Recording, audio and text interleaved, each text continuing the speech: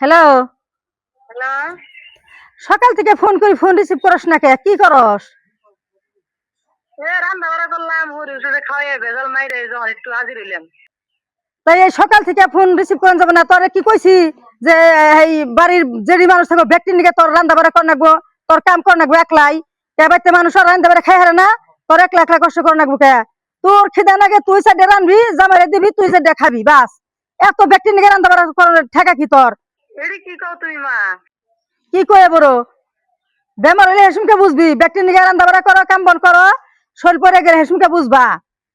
কি কই না? ও এই কথা।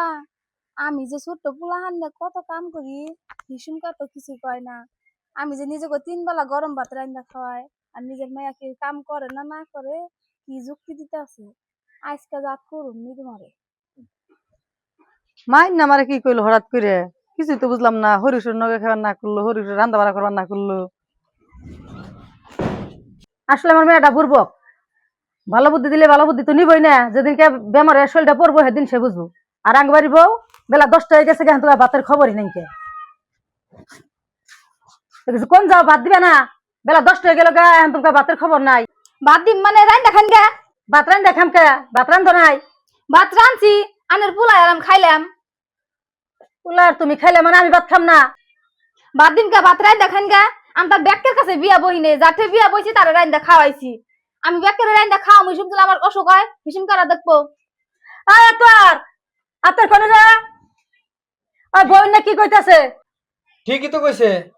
ঠিকই কইছে মানে? কি করস তুই? ব্যক্তি হিসেবে ভক্তি দিছে। কি করস তুই তার মানে?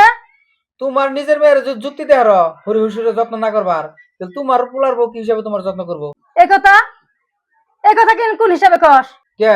তুমি তো দেখি আধা ঘন্টা আগে তোমার মেয়েরে ফোন করে যুক্তি দিলা। তুঙ্গ বউ তো সব শুনছে, শুনে নে আমার কইছে। ও, নিজের মেয়ের বেলায় ঠিকই। নিজের মেয়ের ঠিকতো যদি হরি হুসুর জোগাল না পায়, তুমি কোন হিসাবে পোলার বউ ঠিকতো জোগাল চাও? তুমি আগে ভালো আছে, নিজের মনটা ভালো করো। তোমার অন কিরম লাগতেছে? তাহলে তোমার মেয়ের হরি হুসুর কিরম লাগবো যদি এরকম ব্যবহার করে? এরকম যুক্তি আর কোনোদিন দিও না। ভালো হয়ে যাও গা।